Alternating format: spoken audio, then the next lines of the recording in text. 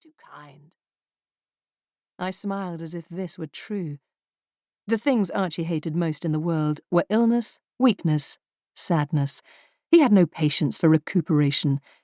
As his mistress, I always maintained a cheerful demeanour, light and airy, the perfect contrast to his not-quite-fooled and grief-stricken wife. His face softened.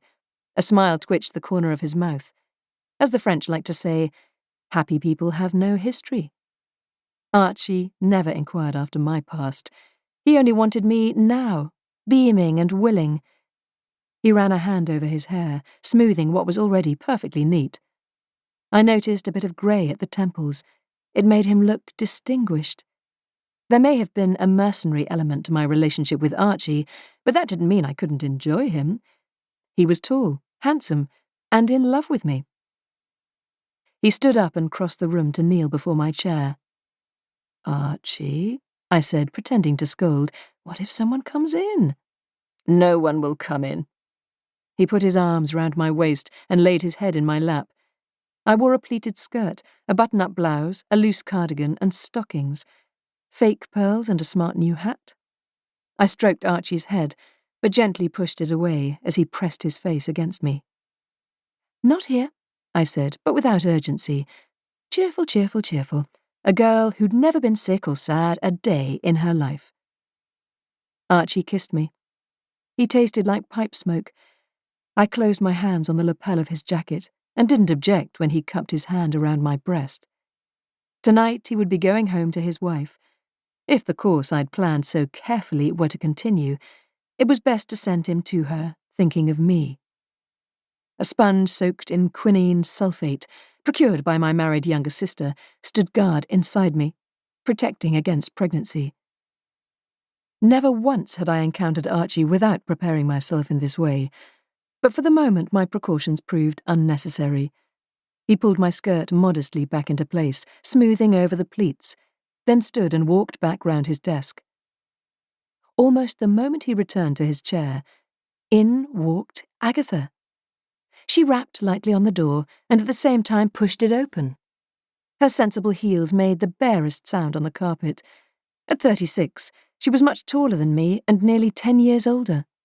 Her auburn hair had faded towards brown. "Agatha," Archie said sharply, "you might have knocked."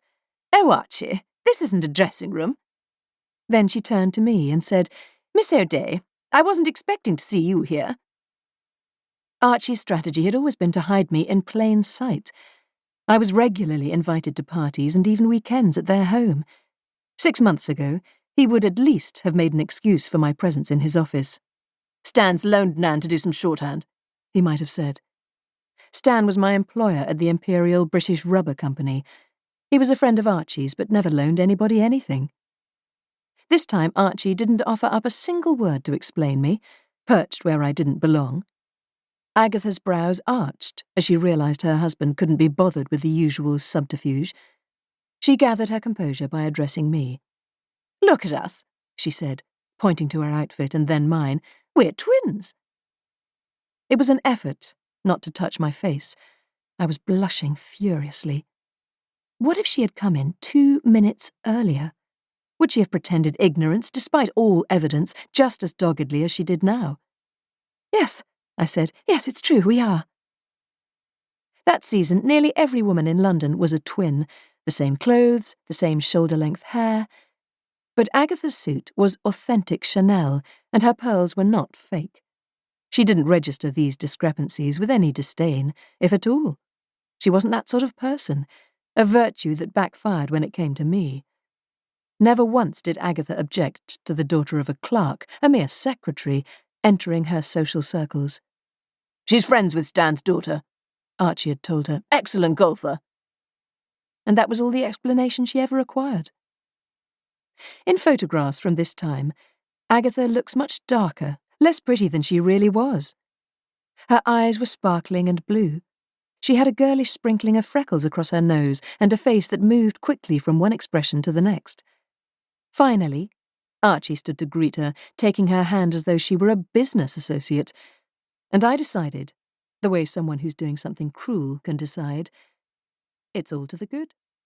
She deserves better than Archie.